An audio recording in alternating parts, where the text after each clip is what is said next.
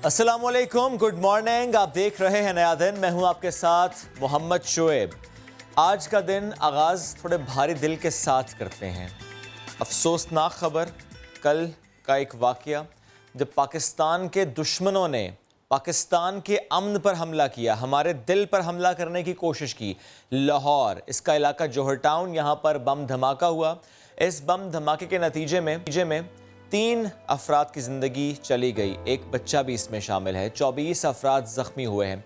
ये धमाका इतना शदीद था कि इर्द गिर्द के जो मकानात हैं, जो गाड़ियाँ वहाँ पर पार्क की गई थीं, वो तबाह हुई। IG पंजाब के मुताबिक दहशत गर्दी के इस वाक़ये में बैरूनी हाथ मुलव्वस हो सकता है। इससे मुतालिक तहकीकात हो रही हैं। वज़ीर आला पंजाब उस्मान बुज़दार साहब कहते हैं कि दहशत गर्द बच नहीं पाएंगे। जो भी मुलव्वस होगा, जो भी फैसिलिटेटर होगा, कैफरे किरदार तक पहुंचाया जाएगा। और ज़ख्मियों से मुतालिक भी कहा गया है कि उनका बेहतरीन इलाज किया जाएगा। धमाके में मुमकिना तौर पर जो गाड़ी इस्तेमाल हुई, जिसकी वीडियो मंजर आम पर आई है, अब CTD के मुताबिक धमाका खेज मवाद कार में नस्ब किया गया था। धमाके के बाद कार का सस्पेंशन कई मीटर दूर गिरा। अब फॉरेंसिक तज्ज़िये के लिए इसे भिजवा दिया गया है। इलाके की जियो फेंसिंग जो है वो की जा चुकी है। कार पार्क करने वालों की लोकेशन ट्रेस करने की कोशिश हो रही है। इस फुटेज में जो इस वक्त हम स्क्रीन पर आपको दिखा भी रहे हैं, देखा जा सकता है कि काले रंग की गाड़ी गली के कोने पर घर के सामने आकर रुकती है। शलवार कमीज पहने शख्स ने जायजा लिया और दोबारा फिर गाड़ी में वो आकर बैठ जाता है। CTD के मुताबिक ये गाड़ी हाफिजाबाद के रहायशी ने 2 साल पहले फरोख्त की थी, यानी ओपन लेटर पर यह गाड़ी थी। धमाका खेज मवाद मुमकिना तौर पर इस कार में नस्ब था। धमाके का मुकदमा CTD ने दर्ज कर लिया है। धमाके से कई अफराद पर क़यामत से पहले क़यामत टूटी। एक लम्हे में, बिल्कुल एक लम्हे के बल्कि हज़ारवें हिस्से में रिक्शा ड्राइवर के ख़ानदान की खुशियाँ गम की तारीकी में डूब गईं। नई ज़िंदगी की उम्मीद लिए एक खातून अब भी ज़िंदगी और मौत की कश्मकश में है। हमारी दुआ है कि अल्लाह उसे सेहत याब करे। ऐसा कोई वाक़या दोबारा ना हो, ये भी हमारी दुआ है। आज का नया दिन, आने वाला हर नया दिन, हर नया सूरज पाकिस्तान का जो तुलू हो, उसमें ऐसी कोई ख़बर हम शेयर ना करें।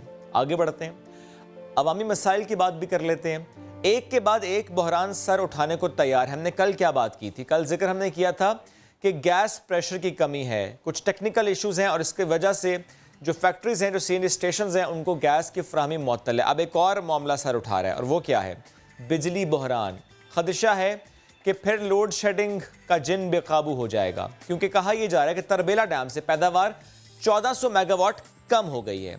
चूँकि पानी कम हो रहा है, इसलिए कहा यह जा रहा है, बल्कि एक्सपेक्ट ये किया जा रहा है कि मज़ीद 2500 मेगावाट बिजली सिस्टम से निकल सकती है। इसका खदशा है। जबकि जून से अगस्त तक LNG का 55% तक शॉर्टफॉल रहेगा। पावर प्लांट्स को अगर गैस नहीं मिलती तो बिजली का ये बहरान शदीद हो सकता है। बहरान सिर्फ यही नहीं है, हम आगे चलकर आपको ये भी बताएंगे कि हो सकता है आटा महंगा हो जाए या हो सकता है फिर से उसका बहरान पैदा हो जाए। बहरानों में घिरा पाकिस्तान, इसकी भी बात करेंगे। लेकिन इसके साथ साथ भारतीय जो मामलात हैं उनका जिक्र भी कर लेते हैं। वज़ीर आज़म नरेंद्र मोदी आज मकबूजा कश्मीर की क़यादत से मुलाकात करेंगे। मकबूजा वादी में एक बार फिर हम ये देख रहे हैं कि इंटरनेट सर्विस 2 दिन के लिए मुअत्तल की गई है। कांटेक्ट ना कर सकें, कोई बात ना कर सकें, उनका कांटेक्ट तोड़ा गया है। कांग्रेस ने मकबूजा कश्मीर का जो स्टेटस 5 अगस्त 2019 से पहले का था, उस पर लाने का मुतालबा किया है। इससे मुतालिक कहा गया है कि एक्ट ऑफ पार्लियामेंट से आईनी इक़दाम को ख़त्म नहीं किया जा सकता। कश्मीर का स्टेटस 5 अगस्त 2019 से पहले की पोजीशन पर लाया जाए, ये मुतालबा है। अब देखते हैं मोदी सरकार वो अपनी इस गलती को गलती तस्लीम करते हैं, समझते हैं, मानते हैं और फिर 5 अगस्त का फैसला वापस लेते हैं, या फिर सिर्फ ये ढोंग है, ये इजलास नहीं, ये सिर्फ ढोंग है। ये देखते हैं कि ऐसा है या वाकई वो प्रेशर बिल्ट हो चुका है, जो कि पाकिस्तान ने भी किया, जो कि रीजन ने भी किया, जो कि अमेरिका ने भी किया और अब वहाँ की अपनी ऑपोजिशन ने, वहाँ की अवाम ने भी किया है। बढ़ते हैं आगे। पाकिस्तान सुपर लीग सीजन 6 आज फैसला कुन मार्का होगा। मुल्तान सुल्तान्स और पेशावर ज़ल्मी, कौन मारेगा मैदान? फैसला आज हो जाएगा अबू धाबी स्टेडियम। यहाँ पर दोनों टीम्स मद्दे मुकाबिल होंगी। सुल्तान्स पावर हिटर्स की ताकत से ट्रॉफी की तरफ बढ़ेंगे और ज़ल्मी के कैंप में स्टंप्स को महारत से निशाने बनाने वाले स्पीड स्टार्स हैं, जबकि हज़रतुल्लाह ज़ज़ई की भरपूर फॉर्म भी ज़ल्मी को ट्रॉफी दिलवा सकती है। ज़ल्मी की टीम चौथी बार, जबकि मुल्तान सुल्तान्स पहली बार फाइनल खेलेगी। दोनों टीम्स मजमूई तौर पर 8 मरतबा मद्दे मुकाबिला आई हैं। 3 बार ज़ल्मी और 5 बार सुल्तान्स कामयाब हुए हैं। तो देखते हैं जी कि आज कौन ट्रॉफी लेकर जाता है, ज़ल्मी या कि मुल्तान सुल्तान्स। आलमी नंबर 1 टेस्ट टीम न्यूजीलैंड, इसने सुरमाओं को ढेर कर दिया। आईसीसी टेस्ट चैंपियनशिप के फाइनल में भारत को 8 विकेटों से शिकस्त दी है। टेस्ट चैंपियनशिप फाइनल के आखिरी रोज भारत ने 2 विकेटों पर 64 रन से इनिंग्स को आगे बढ़ाया, तो कीवी बॉलर्स ने किसी बल्लेबाज को विकेट पर टिकने नहीं दिया। पूरी टीम 170 रन पर ढेर हुई। कीवी टीम को जीत के लिए 170 रन का हदफ मिला, तो कप्तान केन विलियमसन और रॉस टेलर ने भारतीय बॉलर्स के तमाम मंसूबे नाकाम बनाए। विलियमसन ने 52 और टेलर ने 47 रन की नाकाबिले शिकस्त इनिंग्स खेली और टीम को चैंपियन बनवाया। तो ये भी हमने खेल के मैदान से एक और ख़बर आपके सामने रखी थी। अब आते हैं ज़रा कराची एयरपोर्ट लैंड करते हैं। बेसिकली हमने लैंड नहीं करना, दुनिया का सबसे बड़ा और सबसे भारी हवाई जहाज़ ये दूसरी बार कराची एयरपोर्ट आया है, यहाँ इसकी लैंडिंग हुई है। इससे कबल ये 6 इंजन वाला तैयारा 20 अप्रैल 2018 को पहली बार जिना एयरपोर्ट पहुंचा था और ये बड़ा खूबसूरत मैं कहूँगा ये कैप्चर किया गया है। लेकिन जब मैंने कल ये वीडियो देखी तो मेरे मुंह से बेसाख्ता निकल गया कि भाईजान की हो गया है, इन थले थले होके आ रहे उतरा कर देते हैं। तो ये बहुत ही लो फ्लाई करता है। ज़ाहिर है वो मॉडल कॉलोनी से ये गुजरता हुआ लैंड किया, तो ये लोगों ने भी इसको देखा, इसे कैप्चर किया इस विजुअल को। तो ये 6 इंजन वाला जो जहाज़ है ये अब तक का सबसे बड़ा सबसे भारी तैयारा है। इसका वज़न 600 टन है, जिसे 1988 में तैयार किया गया था। जहाज़ Guinness book of world record में भी दर्ज है। जहाज़ के पहियों की तादाद है जनाब 32 और ये द्यो हैकल जहाज़, इसको बने हुए 32 बरस हो चुके हैं। 32 ईयर्स ओल्ड ये जहाज़, जिसकी लैंडिंग कल दोबारा हुई है कराची एयरपोर्ट, काबुल से आया था। आगे बढ़ते हैं जनाब। ये तो हमारे कुछ इंट्रो के पॉइंट्स आपसे हमने शेयर किए हैं और इस दौरान के जबकि मैं ये इंट्रो शेयर कर रहा था, महक ज्वाइन कर चुकी। महक, गुड मॉर्निंग। Good morning. होता ये है कभी कभी लेट हो जाता है, कभी कभी दिल करता है ज्यादा तैयार हो जाए ना, ज्यादा प्यारे लग जाए। पराठा ठूस रही थी हाँ, वो मैं पराठा खा रही थी। मैंने कहा अगर मैं ऑन है पराठा खाने लग जाऊंगी तो बहुत सारे लोगों का दिल ललचाएगा। जब पराठे की बात होती है तो जनाब पराठा बनाने के लिए गैस चाहिए होती है। घर में अगर पराठा नहीं आता तो फिर हमारी तरह बाहर से पराठा ऑर्डर करना पड़ता है। सिंध में गैस की कमी का मसला सर उठा रहा है। सुई सदर ने सीएनजी स्टेशन के बाद अब लोकल मार्केट के लिए माल बनाने वाली सनतों को गैस की फराहमी मुअत्तल कर दी है। हमने कल इस पर बहुत बात की थी डिटेल में और उनका कहना है कि गैस कंपनी को इस वक्त गैस की अशद कमी का सामना है। वैसे होता है अशद ज़रूरत, लेकिन यहाँ पे अशद कमी है। लेकिन कोशिश की जा रही है कि सार्फिन को कम से कम तकलीफ दी जाए, जबकि दूसरी जानिब सनतकारों ने गैस की फराहमी मुअत्तल होने पर तशवीश का इजहार किया है। उनका कहना है कि हैरत है कि एक साथ तमाम गैस फील्ड्स पर अचानक मरम्मती काम कैसे शुरू हो गया। हम भी कल यही बात कर रहे थे कि भाई आप जो ये एनुअल काम है ना, एनुअल मेंटेनेंस, आप इसको पहले भी कर सकते हैं कि आया लोगों को परेशानी ना हो। अब खदशा है कि कहीं इस बंदिश से डेली वेजेस पर काम करने वाले मुश्किल में तो नहीं आ जाएंगे। जनाब ये वो तमाम सवालात है जिनका जवाब जानना बेहद ज़रूरी है। Chairman site association Abdul Hadi साहब ने हमें ज्वाइन कर लिया है। अब्दुल हादी साहब, बेहद शुक्रिया आपके वक्त का। कहिएगा, सोई सदन का कहना है कि नॉन एक्सपोर्ट इंडस्ट्री के लिए गैस बंद की गई है। क्या वाकई एक्सपोर्टर्स को मुकम्मल गैस मिल रही है, ऐसा है? जी, अस्सलाम वालेकुम। बहुत बहुत शुक्रिया अपने प्रोग्राम पे मदऊ करने के लिए। देखें, इस वक्त की पोजीशन है कि 22 जून को ऑल ऑफ अ सडन शाम के टाइम पे एसएसडीसी ने एक नोटिफिकेशन इशू किया जिसमें जनरल इंडस्ट्री को 100% क्लोजर का इंटीमेशन दिया गया और एक्सपोर्ट ओरिएंटेड इंडस्ट्रीज़ को 50 क्लोजर का इंटीमेशन दिया गया। और अनफॉर्चुनेटली वो सेम डे से इम्प्लीमेंट होना था 22 जून से ही। तो उस पर हमारा मौक़िफ़ ये था कि अगर आपने मेंटेनेंस पे जाना था, ये प्री प्लान्ड होता है, बाहर से टीम्स आती हैं और ये मिलियंस ऑफ डॉलर्स की मेंटेनेंस होती है जो हर साल होती है और प्री प्लान्ड होती है। उसमें all of a sudden same day notification निकालना और सेम डे से ही गैस को कट डाउन कर देना, ये हमारी इंडस्ट्री के साथ सरासर ज़्यादती है। और अगर मैं स्पेशली साइट इंडस्ट्रियल एरिया की बात करूँ तो वहाँ तो पिछले 2 हफ्तों से गैस प्रेशर का बहुत शदीद बुरान है और लेस दैन 1 PSI प्रेशर हमें मिल रहा है। और इस वक्त इंडस्ट्री इतनी बुरी तरीके से सफ़र कर रही है कि हमारे कस्टमर्स बिल्कुल ही हमसे नाला हो चुके हैं, हमें आगे के ऑर्डर्स देने के लिए तैयार नहीं है। इनफैक्ट जो ऑर्डर्स हम ऑलरेडी ले चुके थे वो हम टाइमली शिप नहीं कर सक रहे और जो कोरोना की ब्लेसिंग से कस्टमर्स डाइवर्ट होकर इंडिया और चाइना, बांग्लादेश से हमारे पास आए थे पिछले साल और आपने हम सब ने देखा कि पाकिस्तान ने तकरीबन 17.5% एक्सपोर्ट में ग्रोथ की। वो अनफॉर्चुनेटली मुझे अपॉर्चुनिटी मिस होती हुई नज़र आ रही है, और अगले आप 3 महीने में देखेंगे जो नेक्स्ट क्वार्टर के रिजल्ट आएंगे, इसमें हमारी एक्सपोर्ट्स में हम ये समझते हैं कि खातिर ख्वाह कमी हो जाएगी, सिर्फ़ और सिर्फ इस मिसमैनेजमेंट की वजह से कि हमने अनटाइमली इस गैस को शट डाउन किया और कराची को सफ़र करना पड़ा उसकी वजह से। अच्छा हादी साहब, कल हम जब शहबाज इस्लाम साहब से गुफ्तगू कर रहे थे, वो तर्जुमान सुई साधारण के, उन्होंने कहा कि 150 से 200 MMCFD की कमी है और वो CNG स्टेशंस बंद किए हैं और इसलिए जो लोकल मैन्युफैक्चरर्स हैं उनको इसकी सप्लाई जो है वो बंद की गई है। वो कहते हैं कि एक्सपोर्टर्स जो हैं उनके लिए सप्लाई मौजूद है, लेकिन आप कह रहे हैं कि ऑर्डर मुकम्मल करने का खदशा है। आप ये कह रहे हैं कि जो अपॉर्चुनिटी कोविड की वजह से पाकिस्तान को मिली थी वो हम मिस कर जाएंगे। एग्जैक्टली इसी तरह है। देखें, SSGC के हुकाम से कल हमारी मीटिंग हुई, डिप्टी MD मोहम्मद वसीम साहब उसको लीड कर रहे थे और पूरी उनकी कोर टीम हमारे साथ मौजूद थी। हम सातों टाउन एसोसिएशंस के प्रेसिडेंट गए थे उनके पास, और उन्होंने कैटेगोरिकली हमें ये बात बताई कि 177 MMCFD की जो फील्ड है वो मेंटेनेंस पे चली गई उनकी, और 100 MMCFD ऐसा है जो ये लोग LNG का रिटेन करते थे सुई नॉर्दर्न के कोटा में से।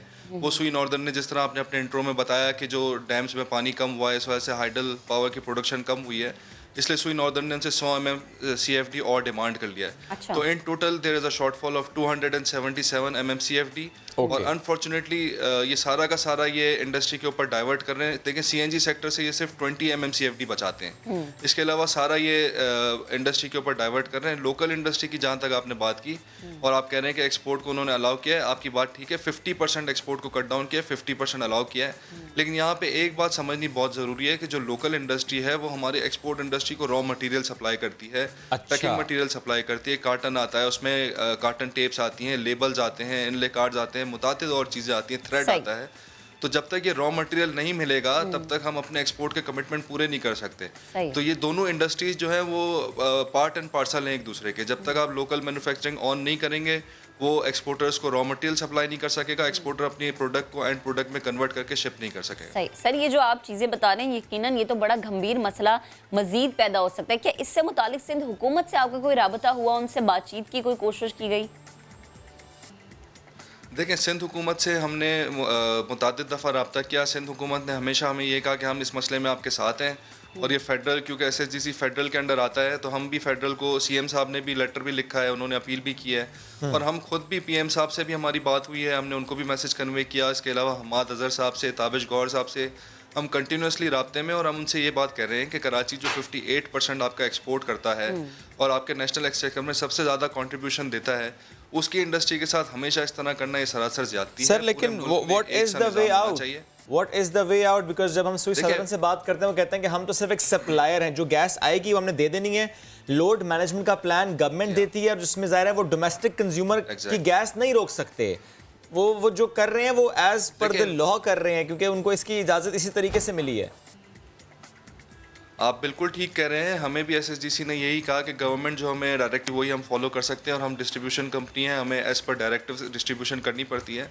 इसमें अनफॉर्चुनेटली जो इनकी प्रायोरिटी लिस्ट जो गवर्नमेंट की तरफ से इनको मिली है, उसमें इंडस्ट्री का नंबर 4 आता है। Okay. जब आपकी इंडस्ट्री नंबर 4 नंबर प्रायोरिटी होगी, तो अनफॉर्चुनेटली आपकी मईशत कभी भी ठीक ट्रैक पे नहीं चल सकती। और जिस तरह आपने कहा कि घरेलू सार्फिन फर्स्ट प्रायोरिटी है, बिल्कुल ठीक बात है, इसी तरह से है। लेकिन अगर आप डेवलप्ड कंट्रीज़ में जाके देखें, आप यहाँ से 2 घंटे दूर दुबई चले जाएं, तो वहाँ पे जितनी भी कमर्शियल बिल्डिंग्स हैं या रेजिडेंशियल बिल्डिंग्स हैं, वहाँ के बेसमेंट में LNG सिलेंडर्स लगे हुए होते हैं, और उन सिलेंडर्स के थ्रू गैस सप्लाई की जाती है घरेलू सार्फिन को।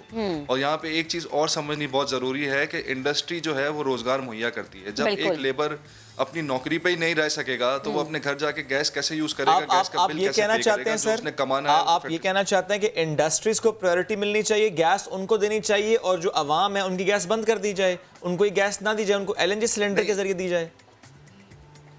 LNG सिलेंडर के थ्रू शॉर्ट टर्म सोल्यूशन इस तरह हो सकता है कि घर भी चल सकता है और फैक्ट्री भी चल सकती है। इसके अलावा एक चीज़ और आपके तवज्जुह से कन्वे करना चाहूँगा कि यहाँ पे हमें, आपको पता होगा 6 महीने पहले भी ये इशू हुआ था, जिसमें गवर्नमेंट ने कहा था कि हम कैप्टिव पावर को, गैस की सप्लाई बंद कर देंगे और उनको के इलेक्ट्रिक के ऊपर जाना पड़ेगा।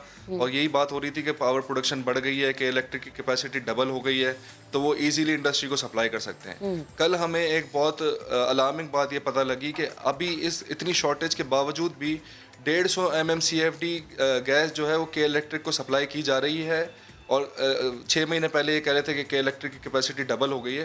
तो यहाँ पे मैं समझता हूँ कि प्लानिंग का और मैनेजमेंट का बहुत बड़ा फुकदान है। अगर के इलेक्ट्रिक के पास कैपेसिटी है अपनी बिजली बनाने की, इधर it be from furnace oil और एनी अदर सोर्स, तो आप के इलेक्ट्रिक की कट डाउन करके भी इंडस्ट्री को दे सकते हैं, इंडस्ट्री को चला सकते हैं। बात सिर्फ और सिर्फ प्रायोरिटी की है। अच्छा अब्दुल हादी साहब, अब जरा डेली वेजेस के हवाले से भी मैं बात करना चाहूँगी। डेली वेजेस पर जो लोग काम करते हैं यकीनन वो तो सबसे ज़्यादा मुतासर हुए हैं। उनकी तनख्वाहें जो कंपनी उन्हें उजरत देती है, क्या उस हवाले से कोई इक़दाम किए गए या उस हवाले से कंपनीज से कोई बात की गई? देखें, जो हमारे यहाँ प्राइवेट सेक्टर की कंपनीज़ हैं वो कभी भी नहीं चाहती कि अपने स्टाफ को ले ऑफ करें। इसकी सबसे प्राइम एग्जांपल जब कोविड में सारी दुनिया ले ऑफ कर रही थी और पाकिस्तान में इवन गवर्नमेंट ने भी अपने एम्प्लॉयज़ को ले ऑफ किया था, प्राइवेट सेक्टर एक ऐसा सेक्टर था जिसने एक बंदा भी नहीं निकाला। कुछ फैक्ट्रीज ऐसी थी जो शट डाउन हो गई, जिनके ऑर्डर्स बिल्कुल कैंसिल हो गए, उनके ऑपरेशंस ही बंद हो गए। वो तो कंपनी बंद हो गई तो उसमें तो फिर बंदे नहीं रह सकते, लेकिन ओवरऑल 90% से ज़्यादा फैक्ट्रीज़ में से एक बंदे को भी ना ले ऑफ किया गया, ना उनकी तनख्वाह में कटौती की गई। तो हमारी कभी भी ये चाहत या ख्वाहिश नहीं होती कि हम अपने एम्प्लॉय को किसी भी तरीके से तकलीफ़ पहुँचाएँ। लेकिन इस वक्त अनफॉर्चुनेटली मसला ऐसा है कि जिस तरह मैंने आपको बताया, साइट इंडस्ट्रियल एरिया में पर्टिकुलरली पिछले 2 हफ्ते से प्रेशर ना होने के बराबर है। तो हम हर 15 तारीख को आफ्टर एवरी 15 डेज़ अपने एम्प्लॉयज़ को सैलरीज देते हैं। तो जो पिछले 15 इस महीने की जो 15 तारीख गुजरी, उसकी सैलरीज काफ़ी फैक्ट्रीज अभी तक नहीं दे सकी। उसकी सबसे बड़ी वजह यही है कि उनका जितना फाइनेंस है वो उनके रॉ मटेरियल में या उनकी स्टॉक के अंदर ब्लॉक हुआ हुआ है। जब तक वो शिपमेंट जाएगी नहीं, कैश फ्लो घूमेगा नहीं, उनके पास पैसे होंगे नहीं कि वो अपने बिल्स पे कर सकें, अपना रेंट दे सकें और अपने एम्प्लॉयज़ को अंडरस्टैंडेबल सर, अंडरस्टैंडेबल। लास्टली बता दें सर कि क्या कोई होप दी गई है आपको, ये मसला कब तक हल हो जाएगा?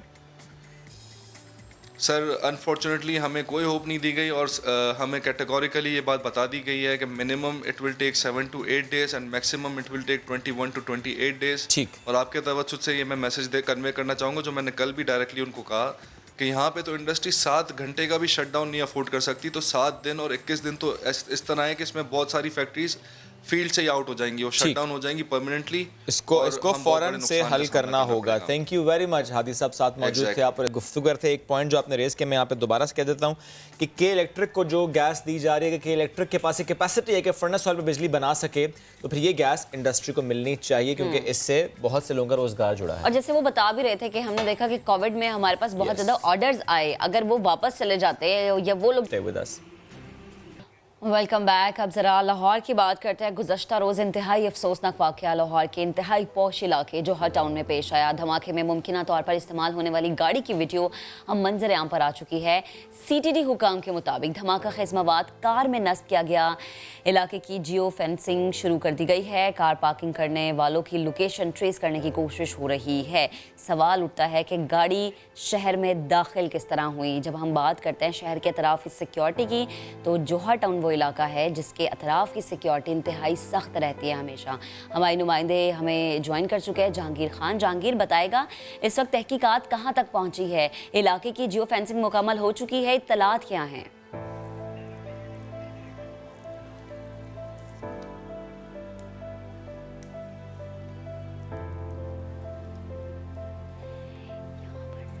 रोज जौहर टाउन में ये अफसोसनाक वाकया पेश आया, जिसके नतीजे में 3 अफराद जाँ बहक और 27 के करीब जख्मी हुए। मुतादिद घर जो हैं वो मसमार हो गए, घरों की खिड़कियां और शीशे टूट गए, लोगों की इमलाक को नुकसान पहुंचा। और इसमें जो लोग जख्मी हुए उनमें से अभी भी 4 की हालत तशवीशनाक बताई जाती है। इस वाक़े के बाद इसका मुकदमा जो है वो CTD की मुद्दत में दर्ज कर लिया गया है। इस मुकदमे के मुताबिक एक कार जो है वो इस धमाके के लिए इस्तेमाल की गई VBIED vehicle based improvised explosive device का इस्तेमाल इस धमाके के लिए किया गया, और उस इस्तेमाल होने वाली कार के जो पार्ट्स हैं उनको फोरेंसिक एनालिसिस के लिए पंजाब फोरेंसिक साइंस एजेंसी जो है वो ले जाया गया है। CTD हुकाम के मुताबिक कार के मुबैना मालिक को भी गुज़िश्ता रात कार्रवाई करते हुए सिक्योरिटी इदारों ने हिरासत में ले लिया है। मुख्तलिफ पहलुओं पर इसकी तहकीकात की जा रही हैं। जो लोग ऐनी शाहिदीन हैं, जो लोग ज़ख्मी हुए, उनके स्टेटमेंट्स रिकॉर्ड किए गए और अभी इसकी तफ्तीश जारी है। फिजिकल एविडेंसेस, फोरेंसिक एविडेंसेस और डिजिटल एविडेंसेस जो हैं वो गुज़िश्ता रोज़ ही कलेक्ट कर लिए गए थे। इलाके की जियो फेंसिंग की गई और मुश्तबा कॉल्स को शॉर्ट लिस्ट किया गया, यानी वो तमाम कॉल्स जो कि इस धमाके के वक्त की गई, इस जाए वकुआ से की गई, उन तमाम कॉल्स को शॉर्ट लिस्ट करके अभी इसकी तफ्तीश जारी है। तफ्तीश मुकम्मल होने के बाद सिक्योरिटी इदारों का ये कहना है कि किसी हतमी नतीजे तक पहुँच सकेंगे और इस धमाके में मुलव्विस जो अनासिर हैं उनको कैफरे किरदार तक पहुँचाया जाएगा। आज दूसरा रोज़ है और आज भी ये जाए वकुआ सील है। जो लोग यहाँ पर रिहायशी थे जिनके घर तबाह हुए हैं उनको अभी यहाँ पर आने की इजाज़त नहीं, क्योंकि ये क्राइम सीन है। अभी क्राइम सीन को सील रखा गया है। मजीद CTD की और सिक्योरिटी इदारों की जो टीमें हैं वो यहाँ पर डिप्लॉय हैं, तैनात हैं। उनकी जानिब से कोशिश की जा रही है कि घरों की छतों पर अगर कोई बारूदी मवाद के नमूने हों तो उनको सर्च करके इकट्ठा किया जाए ताकि इसकी जामे तफ्तीश जो है वो की जा सके और इसमें मुलव्विस अनासिर को बेनकाब करके कैफरे किरदार तक पहुँचाया जाए। आज दूसरे रोज़ भी यहाँ पर सिक्योरिटी इदारों के एहलकार मौजूद हैं। किसी को भी अंदर जाने की इजाज़त नहीं है। हुकूमत की जानिब से जिन लोगों का घरों का नुकसान हुआ उनका अजाला करने का ऐलान भी किया गया है और आज भी यहाँ पर तफ्तीश का अमल जो है अच्छा, वो उसी तरह से जारी है जिस तरह से गुज़िश्ता रोज़ जारी था। तो जहाँ पर धमाका हुआ ये वो जगह है जिसकी सिक्योरिटी तो वैसे ही बड़ी टाइट रहती है। ये इलाका तो वैसे ही बड़ा सेंसिटिव करार दिया जाता है क्योंकि हम इसके तरफ में देखते हैं कि पुलिस मोबाइल्स हमेशा रहती हैं। एक खातून जिनकी बार बार वीडियो चल रही थी वो ये कहती है कि गाड़ी या मोटरसाइकिल बार बार चक्कर लगा रही थी, मोबाइल्स वहाँ पर खड़ी थी लेकिन उसके बावजूद किसी ने पूछा नहीं है। आप प्लीज़ मुझे बताइएगा कि ऐसा वाकई अब लाहौर के इलाकों में होने लग गया कि कोई मशकूक गाड़ी या मोटरसाइकिल अगर चक्कर लगाती है या किसी भी इलाके को अगर उसका गश्त कर रही होती है तो वहाँ पर मौजूद मोबाइल्स उसकी पूछगछ नहीं करती।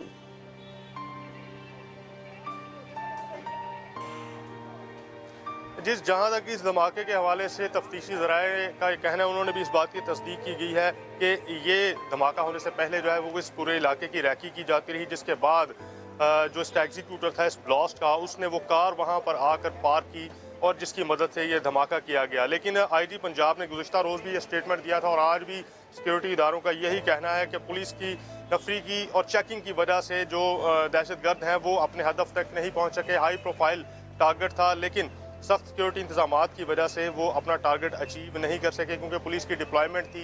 एक पुलिस कांस्टेबल भी इसी धमाके में शदीद ज़ख्मी हुआ है। लेकिन सवाल यहाँ पर यह भी उठता है कि वो कार जिसमें ये सारा बारूदी मवाद या इम्प्लोसिव एक्सप्लोसिव डिवाइस जो है वो नस्ब की थी वो किस तरह से पूरे शहर के अंदर से होती हुई इस इलाके जोहर टाउन BOR सोसाइटी में पहुंची, उसको कहां पर चेक किया गया और कहां पर नहीं चेक किया गया।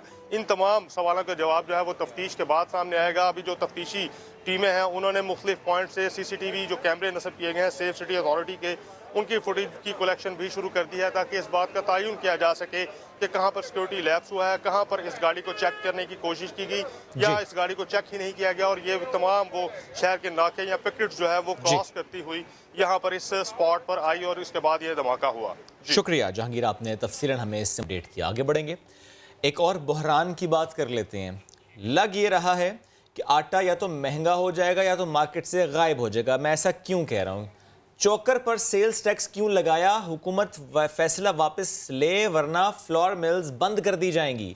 फ्लोर मिल्स एसोसिएशन ने मुल्क गिर हड़ताल का ऐलान किया है जिसके बाद मुल्क में आटे का बहरान पैदा होने का खदशा बढ़ गया है। बताया गया कि आज से कराची में आटे की पिसाई बंद कर दी जाएगी, यानी गंदम की पिसाई नहीं होगी। 24 जून से फ्लोर मिल्स 2 रोज़ा टोकन हड़ताल करेंगी। फ्लोर मिल्स के मुतालिबात और क्या हुकूमत की जानिब से अब तक कोई राबता हुआ है, इस पर बात करेंगे। हमें ज्वाइन किया है chairman flour mills association Asim Raza साहब ने। आसिम साहब, चोकर पर टैक्स कितना लगा है वैसे?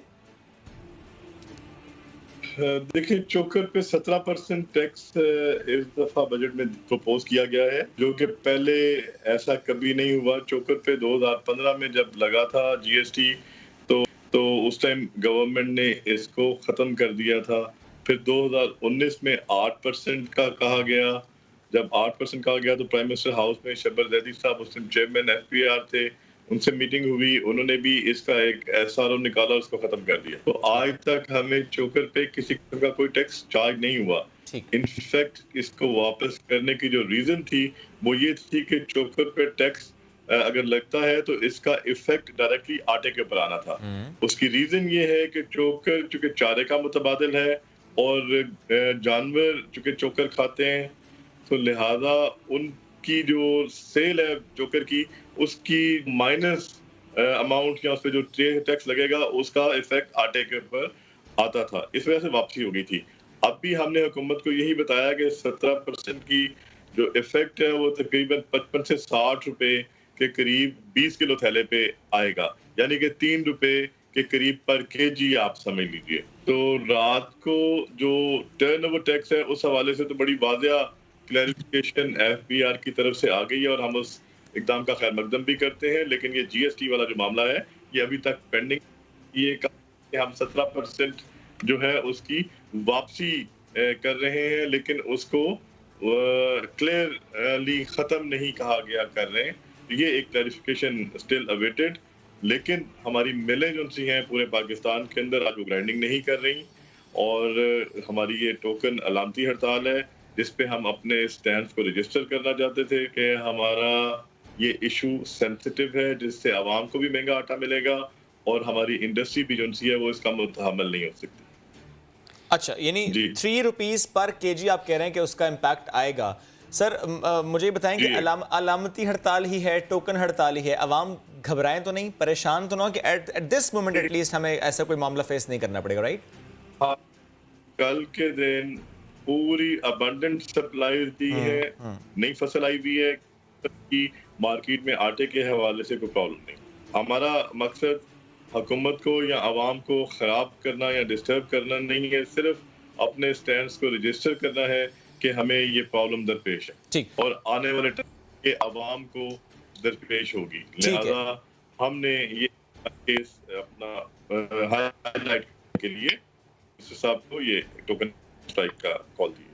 ठीक है, यानी इससे अभी फ़िलहाल घबराने की ज़रूरत नहीं है, लेकिन गवर्नमेंट इसको ज़रूर इंशाल्लाह आपसे डिस्कस करेगी। सर मुझे एक और मामला बता दें, इस बार वीट की बम्पर क्रॉप हुई है, हमने बड़ी खुशियाँ मनाई हैं, हुकूमत ने भी इससे मुतालिक बड़ी गुफ्तगू की है। अब ज़रा मुझे इससे मुतालिक बताएं कि अगर हम गंदम इम्पोर्ट नहीं करते, हमारी अपनी बम्पर क्रॉप हुई है, तो क्या उसका इम्पैक्ट आवाम तक पहुँचेगा? जी देखिए, इस दफ़ा पर एकड़ यील्ड 10 से 12 मन 15 मन मुख्तलिफ इलाकों में पिछले साल की निस्बत ज़्यादा थी।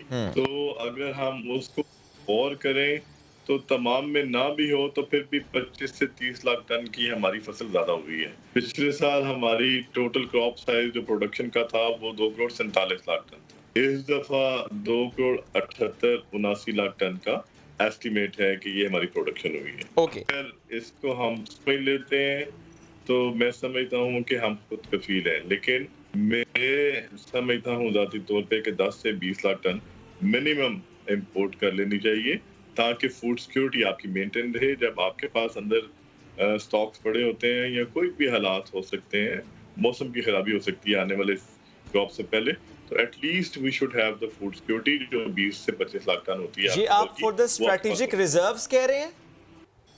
जी एग्जैक्टली।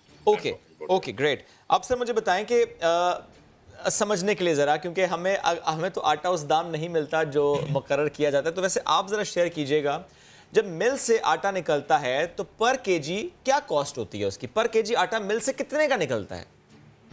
देखिए स्ट्रेट अवे जो प्राइस है वीट की, उसके अंदर जो हमारे ग्राइंडिंग चार्जेस हैं जिसमें इलेक्ट्रिसिटी, खाली बारदाना, transportation of wheat from godown to mills, ये तमाम चीज़ें, labour, taxes, social securities, everything inclusive, ये अराउंड 5 रुपीज़ केजी के हैं जी, जिसके अंदर आपने बैग भी लगाना है, जिसके अंदर आपने बिजली भी देनी है, जिसमें आपने सर्विस भी देनी है।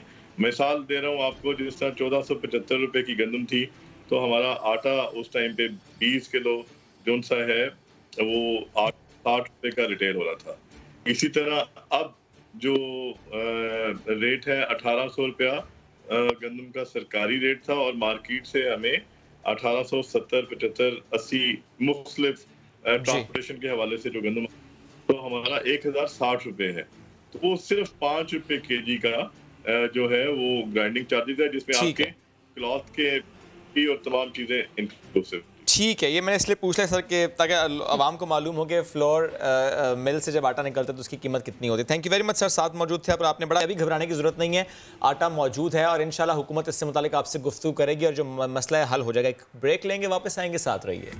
वेलकम बैक वंस अगेन जनाब। अब ज़रा उन चीज़ों की बात कर लेते हैं जो कि खोई हुई हैं, लेकिन उनको एक दफ़ा फिर से जिंदा करने की मेरे मोज़े खो गए थे महक। वो वाले मोज़े आपके जो ना इतने ज़्यादा इंपॉर्टेंट नहीं है, जिसकी मैं बात करने जा रही हूँ वो बहुत ज़्यादा इंपॉर्टेंट है। वॉल सिटी अथॉरिटी कोई भी चीज़ें ढूंढ रही है। नहीं सुने खबर, वॉल सिटी अथॉरिटी ने खोई हुई रवायात को एक बार फिर से जिंदा करने के लिए तारीखी ओहदेदार कोतवाल को भी गलियों की रौनकों का हिस्सा बना दिया है। लाहौर से ये खबर है। खाकी वर्दी में मलबूस कोतवाल हर देखने वाले को माजी की याद दिलाता है। आपने देखा है इस कोतवाल को? वैसे मैंने नहीं देखा, लेकिन मैंने अपने अम्मा अब्बा से जरूर सुना है। आप इतनी पुरानी नहीं है ना? हाँ, मैं इतनी पुरानी नहीं हूँ। आयशा अता हमें इस कोतवाल की कहानी सुनाती हैं और शायद मिलवा भी दें, तो देखिए। सर पर सितारे वाली पगड़ी, खाकी वर्दी, लंबी जुराबें और हाथ में डंडा थामे, ये है माजी के कोतवाल का हुलिया। वैसे तो कोतवाल अब कहानियों का हिस्सा बन चुके, मगर दिल्ली गेट में ये जीते जागते किरदार की सूरत में नजर आते हैं। अपने इलाके को हर किस्म के नज़्मो ज़ब्त में रखना, हर किस्म की इंक्रोचमेंट पे ध्यान रखना और लोगों के जानो माल की हिफाजत करना। लोगों को अवेयरनेस दूं कि उनको फिर एक दफ़ा वो पुरानी याद ताज़ा हो। रोब से चलते ये कोतवाल अंदरून लाहौर में नज़्मो ज़ब्त कायम रखने में मसरूफ हैं। से बहुत खुश है, बातें वगैरह कर रही है और हम यहाँ पे इन लोगों के इस्तकबाल के लिए हम खड़े हुए हैं, एंजॉय कर रहे हैं उनके साथ। मुकामी अफराद भी कोतवाल को अपने दरमियान देखकर हैरत ज़दा रह जाते हैं। कोतवालों को देखकर ऐसे लगता है जैसे मुगलिया दौर की याद ताज़ा हो जाती है। मुगलिया दौर में कोतवाल मुआशरे में जराइम की रोकथाम का फरीजा अंजाम देते थे।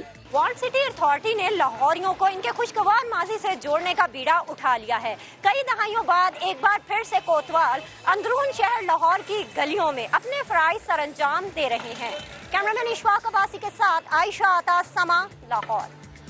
इसी मामले पर बात करने के लिए हमें ज्वाइन किया है director building control walled city Nausheen Zaidi साहिबा ने। नौशीन साहिबा, बेहद शुक्रिया आपके वक्त का। यकीनन ये जो इकदाम उठाया गया है ये तो लाहौरियों को पुराने दौर में ले गया है। कोतवाल सिर्फ रवायात की अक्कासी के लिए हैं या ये अब एक्शन लेते हुए हमें नजर आएंगे? हाँ, क्योंकि इनके हाथों में जो डंडे हैं ये डंडे मारते हुए भी हमें नजर आएंगे लोगों को, जो मस्ती करेगा। जी, जो कोतवाल आपको नज़र आ रहे हैं बेसिकली तो ये एक हिस्ट्री जो है लाहौर उसकी पुरानी रिवायात को ताज़ा करने के लिए इनको यहाँ पे हमारे डायरेक्टर जनरल कमला शारी साहब का एक विजन था, उसके तहत यहाँ पे इनको लाया गया है। लेकिन ये सिर्फ शोकेसिंग के लिए नहीं है बल्कि इनका एक रोल रिस्पॉन्सिबिलिटीज़ जो है इनको दी गई हैं। रॉयल ट्रेल जो शाही गुजरगाह हमारी एक टूरिस्ट ट्रेल है, इसके ऊपर हमने 10 के करीब गार्ड्स रखे हैं जो कि एनक्रोचमेंट को, यहाँ के ओवरऑल ट्रैफिक को सब कंट्रोल करते हैं। तो ये कोतवाल जो हैं उनकी भी मॉनिटरिंग करते हैं। इनका काम है कि इन्होंने पूरी ट्रेल के ऊपर जो है वो जाना होता है और इस तरह की जहाँ पे भी कोई चीज़ देखते हैं कि किसी ने एनक्रोचमेंट की है या हमारे गार्ड सही ड्यूटी नहीं कर रहे हैं तो उसको भी ये जो है इंस्ट्रक्शंस देते हैं। जो कोतवाल का पुराने ज़माने अगर आप तारीख़ उठा कर देखें, जो कोतवाल का रोल था कि वो चीफ़ पुलिस ऑफिसर के तौर पे काम करता था। डेफिनेटली वो रोल तो मुकम्मल तौर पे ये नहीं कर सकते, लेकिन ट्रेल की जो एडमिनिस्ट्रेशन है उसमें जो है इनका इम्पोर्टेंट रोल है। ओके, अच्छा नौशीन साहब, मुझे ये भी बताइएगा कि हम अक्सर मुल्क में देखते हैं कि फ़ंड्स एलोकेट किए जाते हैं रिस्टोरेशन पे। हम देखते हैं कि वो टूरिस्ट को अट्रैक्ट करने के लिए और उनको हिस्ट्री बताने के लिए, बल्कि कहना ही चाहिए दिखाने के लिए वो फंड्स एलोकेट किए जाते हैं। तो लाहौर ज़ाहिर इसकी एक हिस्ट्री है, ये बड़ा अच्छा है कि आप लोगों ने स्टेप लिया है। तो क्या इस तरह रिस्टोरेशन पर काम हो रहा है? ओल्ड बिल्डिंग्स को रिवाइव करना या उनके असल हालत में उन्हें बहाल करना, उस पर भी काम हो रहा है? जी हाँ, इसके ऊपर जो है, क्योंकि आपको पता है जो मौजूदा हुकूमत है वो टूरिज़्म और ये तारीख़ी इमारतों में काफ़ी तवज्जो दे रही है। तो अभी जो है हमारा प्रोजेक्ट जो है पैकेज 4 चल रहा है, जो कि उसमें बड़ी ही कदीम इमारत और कुछ मोनूमेंट्स आते हैं जो कि चौक कोतवाली से लेकर और चौक रंग महल तक। इसमें तकरीबन जो है वो 100+ बिल्डिंग्स शामिल हैं। इसमें सुनहरी मस्जिद शामिल है, इसमें वानवट्टा बाज़ार शामिल है और इन सारी बिल्डिंग्स की फसाड रिहेबिलिटेशन भी की जा रही है और इसके साथ साथ जो है इसमें इंफ्रास्ट्रक्चर का सारा सिस्टम इम्प्रूव किया जा रहा है। जो हमारा पहला प्रोजेक्ट है शाही गुजरगाह का, जो पहला फेज़ है दिल्ली गेट से लेकर और फोर्ट तक, वो हम ऑलरेडी कर चुके हैं। और हमारा एक प्रोजेक्ट जो है टकसाली गेट का, जिसमें पूरी टकसाली जो गेट के जो पुरानी बिल्डिंग्स हैं उनको कंजर्व किया जाएगा। उस एरिया का जो है वो एक उसको किले के साथ जो है वो जोड़ा जाएगा। तो वो हमारा प्रोजेक्ट भी पाइपलाइन में है। अच्छा, अब चूंकि आपने कहा ये ओल्ड बिल्डिंग्स और ये प्रोजेक्ट भी पाइपलाइन में, तो क्या हम इसको यूँ समझें कि वो इमारतें, वो पुरानी इमारतें जो जहाँ पर आज भी लोग रहते हैं, जो गवर्नमेंट के पास नहीं है, बेशक हेरिटेज डिक्लेयर किया गया पर वो लोग रहते हैं, और उन लोगों को इंसेंटिव दिया जाए कि आप इसको असल शक्ल में बहाल रखें, इसकी हिफाजत करें और इसको तबाह होने से बचाएं, तो उन लोगों के लिए, उन मकीनों के लिए कोई इंसेंटिव भी है गवर्नमेंट का? देखें, उसमें जो है गवर्नमेंट का इंसेंटिव ये है कि जो पुरानी बिल्डिंग्स हैं जिनकी एक तारीख है, जैसे आप भाटी में अल्लामा इकबाल हाउस को देख लें या टकसाली में नूरजहान के घर को देख लें, उनकी हेरिटेज भी पुरानी और उनके साथ इतनी अजीम शख्सियात जुड़ी हुई हैं। इस तरह उस्ताद दामन की अकेडमी है, तो वर्ल्ड सिटी जो है वो इन पे काम करने जा रही है और हुकूमत ने खास तौर पे फंड्स एलोकेट किए हैं। अच्छा। तो जितनी भी हेरिटेज बिल्डिंग हैं जिनको हेरिटेज डिक्लेयर किया गया है और किया जा रहा है, उनके ऊपर गवर्नमेंट फंड दे रही है और हम उन पे काम कर रहे हैं। ठीक है। अच्छा नौशीन साहिबा, एक वक्त था जो हमने देखा था कि कामरान लशारी साहब लाहौर के वो तमाम दरवाजे जो कि बड़ी अहमियत के हामिल हैं, उन तमाम दरवाज़ों से मुल्हिका इलाके जैसे लोहारी हो गया, भाटी हो गया, या अंदरून लाहौर के वो मेन इलाके जिनको कभी मुगलिया दौर का मेन हिस्सा तस्वुर किए जाते, उसकी ताज़ीनो आराइश के लिए बड़ा आगे बढ़ के काम करें, लेकिन वो एक प्रोजेक्ट एक टाइम पे आके रुक गया था। मुझे उससे मुतालिक भी जानना है, क्या वाकई अब हम देखें कि वो लाहौर के तमाम दरवाजे अब हमें उसी मुगलिया दौर की याद दिलाएंगे? क्योंकि आप कह रही हैं जैसे काम होता हुआ ना हमें नज़र आ रहा, और जिन इलाकों का आपने जिक्र किया वही इलाके मेन हैं जो कि उन दरवाज़ों से जुड़े हुए हैं। जी, उसमें ये है कि जो ऑर्गेनाइजेशन के हेड होते हैं उनका विजन ही जो है वो उस ऑर्गेनाइजेशन की ग्रोथ में और काम में मेन रोल प्ले करते हैं। और कामरान लशारी साहब का जो विजन है हिस्ट्री के हवाले से, हेरिटेज बिल्डिंग्स के हवाले से, अंदरून लाहौर वो कहते हैं कि मेरी मोहब्बत है, मेरा प्यार है, तो उन्होंने इस पर काफ़ी ज़्यादा मेहनत की है। जो चीज़ एक रुक गई हुई थी वो बज़ाहिर रुकी हुई नज़र आ रही थी, लेकिन हमारे प्लानिंग फेज़ जो हैं वो कम से कम 3 से 4 साल पे मुहित होते हैं। हमने भाटी गेट का पूरा प्लानिंग कंप्लीट की हुई है, उसके इंफ्रास्ट्रक्चर की और जितना भी उसका जो बिल्डिंग्स है उन सब की डॉक्यूमेंटेशन हो चुकी है, उसका पूरा प्रोजेक्ट तैयार है। इसी तरह से जो है टकसाली का मैंने आपको बताया, टकसाली के ऊपर भी पूरी डॉक्यूमेंटेशन हो चुकी है और उसका प्रोजेक्ट जो है हमारा एक AFD के साथ एक जॉइंट वेंचर है गवर्नमेंट का, वो अप्रूव हो चुका है और वो भी हमारा इंशाल्लाह शुरू होने वाला है। तो आपको टकसाली में भाटी गेट में जो है वो एक बड़ा काम आगे देखने को मिलेगा। ठीक है नौशीन साहिबा, थैंक यू वेरी मच, साथ मौजूद थी यहाँ पर इससे गुफ्तगू करते और आपके बैकग्राउंड में वो जो कोतवाल खड़े थे वो भी बहुत प्यारे लग रहे थे। बढ़ते हैं आगे, अब ज़रा हम बात इकॉनमी की करते हैं और कैसे अनडॉक्यूमेंटेड जो इकॉनमी की जब हम बात करते हैं, कहना ये चाहिए कि रिटेल सेक्टर जो कि पहले डॉक्यूमेंटेड इकॉनमी नहीं था, अब उससे मुतालिक कुछ फ़ैसले किए गए हैं। परचून फरोश टैक्स अदा करना पड़ेगा, टैक्स नेट में लाया जा रहा है इनको। हुकूमत ने ये कोशिश की है कि अब इनको टैक्स नेट में लाया जाए। वफाकी वज़ीर ख़जाना शौकत तरीन ने चेयरमैन FBR को हिदायत दी है कि रिटेल सेक्टर को टैक्स नेट में लाया जाए। रिटेल सेक्टर में बड़े पैमाने पर टैक्स चोरी हो रही है, इस चोरी को बचाना है। जो इनफॉर्मल इकॉनमी है इसको फॉर्मल इकॉनमी में अब शिफ्ट करने की जो कोशिश है इसकी हम बात करें। और परचून फरोशों को जो टैक्स नेट में लाने की हम बात करते हैं, तो इस फैसले पर दुकानदार क्या राय रखते हैं, क्या वो टैक्स अदा करते हैं? ये सवाल किया गया दुकानदारों से, क्या था उनका जवाब, जरा सुनिए। जो भी परचेज करके बाजार से लेके आते हैं या हमें सेलमैन दे के जाते हैं, हम ऑलरेडी उस पर टैक्स दे रहे हैं। तो मेरे ख्याल में अगर दोबारा कोई नया टैक्स लगाने की कोशिश गवर्नमेंट कर रही है तो ये गलत बात है, क्योंकि हमारा माइनर काम है, रिटेलर हैं हम कौन सा होलसेलर हैं। तो रिटेलर के लिए थोड़ा सा मुश्किल हो जाता है और होलसेलर के लिए थोड़ा आसान है, लेकिन मेरे ख्याल में ये होना नहीं चाहिए क्योंकि हम ऑलरेडी टैक्स दे रहे हैं। देख लें आपके सामने ही है, टैक्स तो आगे बहुत हैं, बाहर बोर्डों के वगैरह टैक्स हैं और इनकम टैक्स वगैरह, बिलों के बिल में टैक्स, अभी और नया टैक्स लगा रहे हैं। तो ये सारा बोझ अवाम पर ही जाना है, हमने भी आगे अवाम पर डालना है। ये बिल्कुल ठीक है, जैसे हमारा मुल्क चल रहा है ना, इसके साथ ट्रेन के जितने पहिए होते हैं ये पहिए बन के चलना पड़ेगा हमें। मेरा लीडर जैसे कहेगा मैं वैसे करूँगा।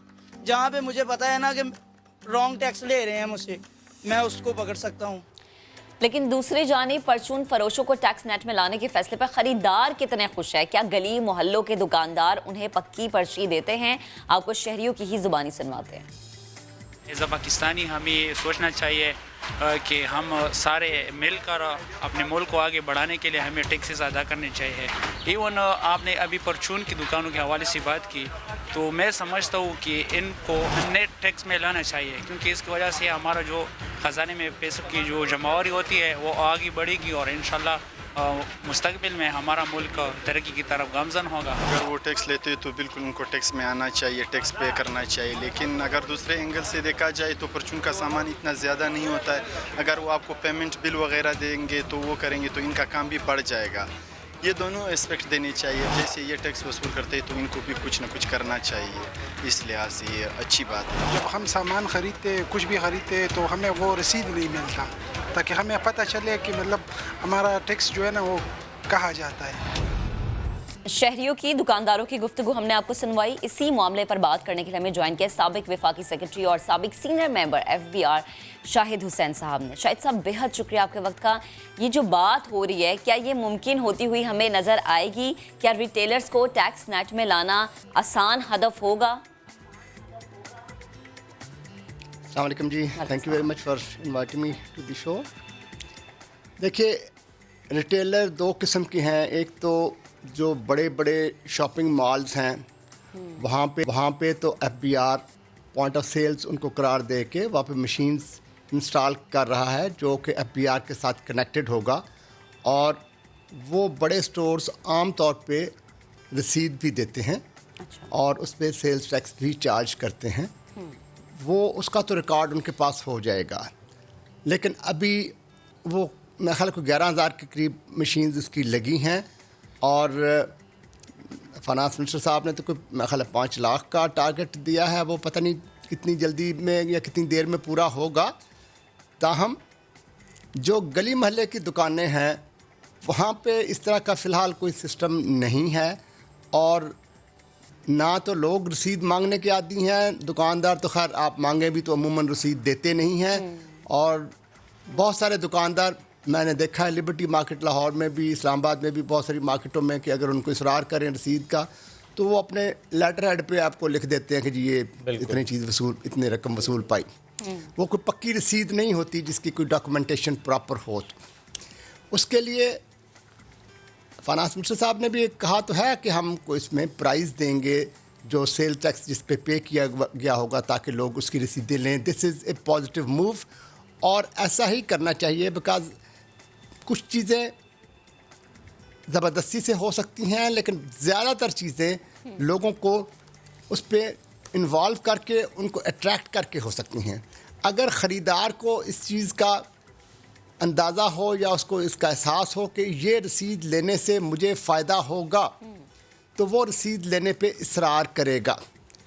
दूसरी बात ये है कि रिटेल सेक्टर पे सेल टैक्स का रेट 17% बहुत ज़्यादा है। इसको थोड़ा करना चाहिए ताकि लोग टैक्स नेट में आएँ, और उनको ये, बिकॉज हायर द रेट उतना ही इवेजन का रुझान लोगों में ज़्यादा होता है।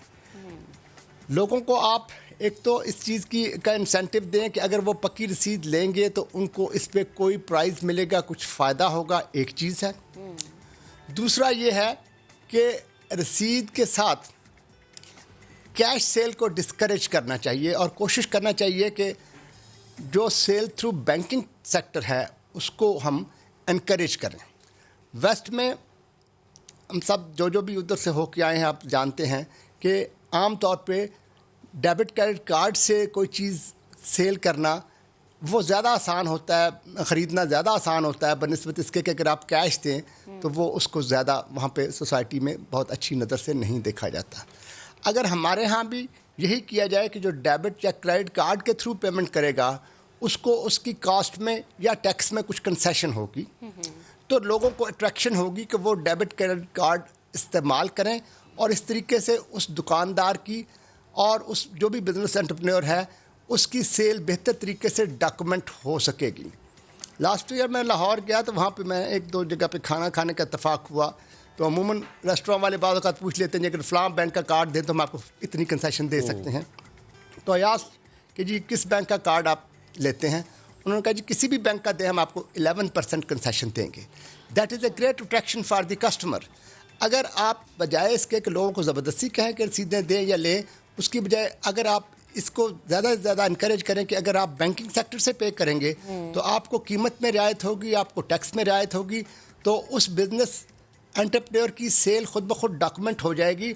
असल मसला जो इवेजन का है वो ये है कि जहाँ पे भी दुनिया में कैश इकोनॉमी होती है, इंसान की नेचर है वो अपना पैसा जेब से निकालते हुए किसी को देते हुए को पसंद नहीं करता है। लेकिन अगर चीज़ें डॉक्यूमेंट हो जाती हैं तो उस पर टैक्स के रेट हम आहिस्ता आहिस्ता नीचे लेते आए, लोगों को इस पे इन्वॉल्व करें, उनके लिए अट्रैक्शन पैदा करें कि वो अगर डॉक्यूमेंटेड परचेज करेंगे थ्रू डेबिट या क्रेडिट कार्ड तो उस पर उनको सेल टैक्स में भी रियायत होगी, उनको शायद कुछ कीमत में भी रियायत हो, तो उस तरीके से उस एंटरप्रेन्योर की सेल भी ज़्यादा होगी और सेल जब डॉक्यूमेंट हो जाएंगी तो उस पर टैक्स को बचाना मुश्किल रहेगा।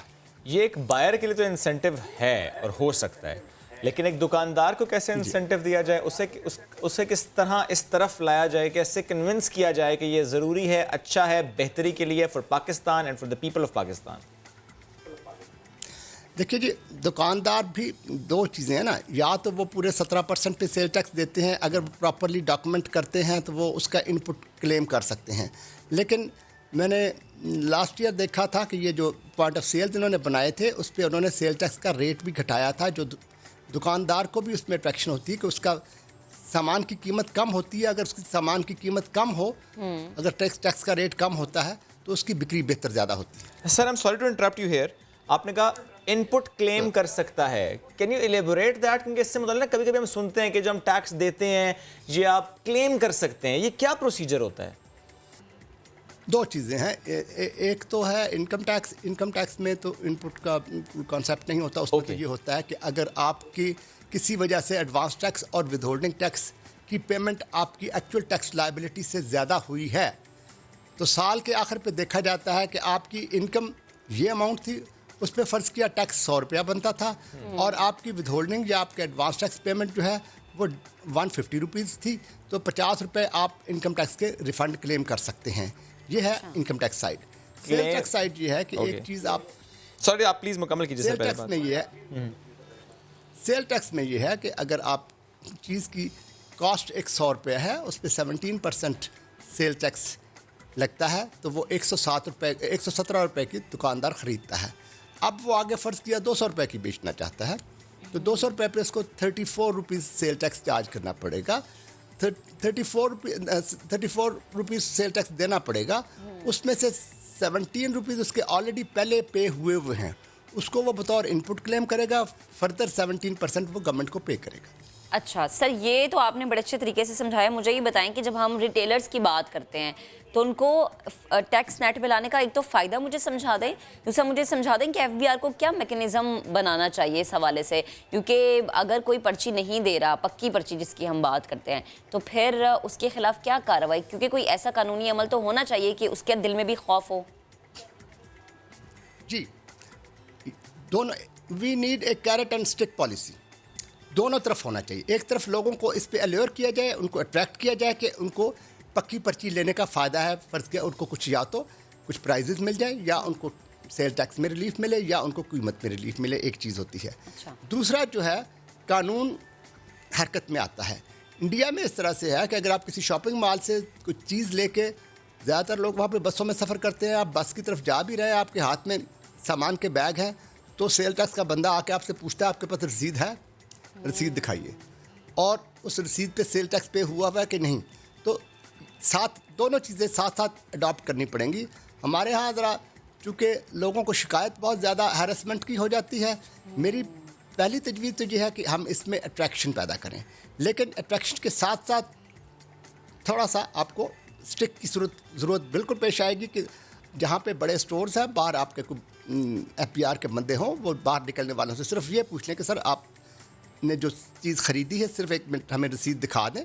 अगर उनके पास कोई स्कैन करने का तरीका हो तो वो कर लें, और उस बंदे को पूछ प्रति ज़्यादा बेशक शुरू में ना करें, आहिस्ता आहिस्ता इस तरफ चलें।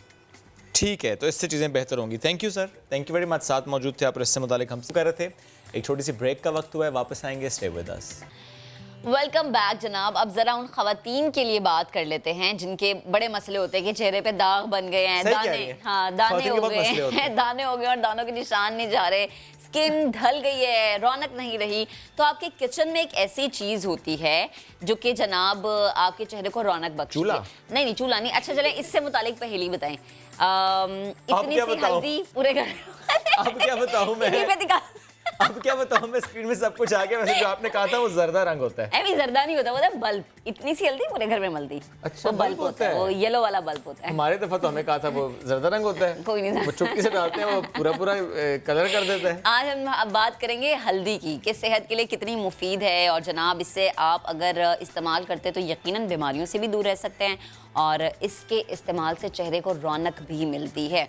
आज हमें हम सब की वन एंड ओनली आपा ने ज्वाइन किया, बल्कि आपा ने। अस्सलाम वालेकुम, गुड मॉर्निंग, कैसी हैं? वालेकुम अस्सलाम। मुझे लग रहा है खूब हल्दी जल्दी लगा के आई हैं। चेहरे पे आपके रौनक है। ऐसे ही है। ऐसे। अच्छा, ये वाकई सच है कि हल्दी इस्तेमाल करें या हल्दी और दही का पेस्ट बना के लगा लें चेहरे पे तो निशान भी चले जाते हैं और चेहरे पे रौनक भी आ जाती है? हाँ, अगर लगाएं तो वाकई इससे बहुत ज़्यादा फ़र्क पड़ता है। पड़ता है क्यों है? वो एंटीसेप्टिक है, एंटीसेप्टिक चीज़ है, और इसकी जो सब्सटेंस है वो जो है आपकी सेहत को बेहतर बनाने में आपकी मदद करता है। सेहत तो क्या रोजाना दूध हल्दी पिया करें?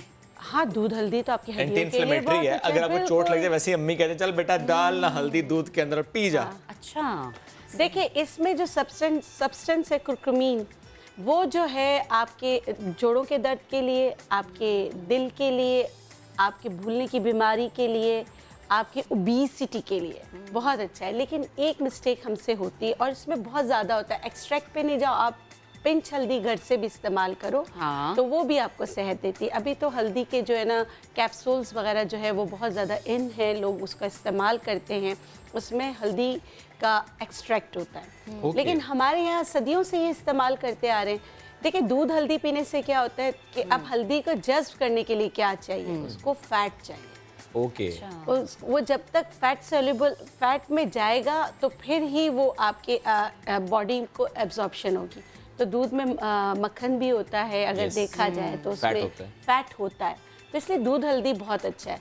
दूसरा, अगर जो लोग दूध नहीं पीते तो उनके लिए कि आप काली मिर्च के साथ इस्तेमाल करें। यानी हल्दी में काली मिर्च डाल? बिल्कुल। तो क्या उसका कोई पेस्ट बना के मैं आपको बताती हूँ। आपने क्या करना है, 1 टीस्पून अगर आपने हल्दी ली है तो आपने क्या करना है, 2 से 3 काली मिर्च को पीस के उसमें मिक्स कर लें, इसको शहद में मिला लें। अब ये कितनी सारी चीज़ों के लिए होगा। गला ख़राब है, शहादत की उंगली में लेके दिन में मल्टीपल टाइम इसको चाटें, तो इससे आपका जो गले की थ्रोट इन्फेक्शन होगा वो सही हो जाएगा। आपका अगर मोटापा आ रहा है वो सही हो जाएगा। और आपको डिप्रेशन है तो डिप्रेशन के लिए भी यही। अच्छा। बिल्कुल। अब इसका अगर आप कहवा बना के पीते हैं, कुछ लोग कहते हैं हल्दी की चाय आप पियोगे आपको एब्जॉर्प्शन ही नहीं होगा, क्योंकि इसमें ना फैट है ना ब्लैक पेपर है। अगर आप चाहते हो कि इसका फ़ायदा उठाएं तो आपको ब्लैक पेपर या फैट इस्तेमाल करना है। चाय में तो फैट होगा नहीं, कहवा ना, कहवा तो कहवे में दूध अगर आपने हल्दी को उबाल दिया तो पानी निकल आया। नहीं, मैं कह रहा हूँ अगर जो हम चाय बना दूध की चाय बनाते हैं, अगर दूध की चाय बनाते तो ठीक है, उसमें ठीक है। वो ठीक है, दूध की चाय बनाते तो ठीक है।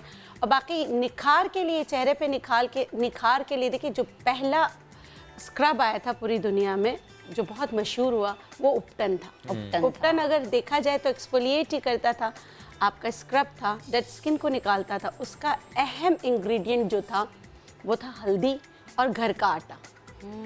बस ये 2 चीज़ों को मिलाकर बनाया जाता था। फिर इसमें चीज़ें ऐड करते चले गए, बादाम ऐड किया, संदल ऐड किया, सारी चीज़ें ऐड की। लेकिन अभी भी अगर आप चाहें कि आपके ऑयल कंट्रोल हो तो सिर्फ आप घर का आटा 1 चम्मच लें, पिंच उसमें हल्दी डालें, उसको मिक्स करें, लगा लें। और जो है उसके बाद असल में क्या होता है, उसके बाद हम जब भी कोई भी हर्ब्स की चीज़ें इस्तेमाल करते हैं उसके बाद हम क्या करते हैं, हम सीधा धूप में चले जाते हैं, सीधा किचन में चले जाते हैं। मैं हमेशा एक बताती हूँ कि ये इस्तेमाल करने के बाद चूल्हे के पास नहीं जाएं, धूप में नहीं जाएं, अपनी स्किन को रेस्ट करने की कितनी देर? मैं ये सारी चीज़ें अगर आपने करना है, उनका रिजल्ट लें, अगर हासिल करना है तो आप रात को लगाएं एंड गो टू स्लीप। अच्छा। सुबह उठेंगे तो आपकी स्किन बहुत अच्छी हो जाएगी।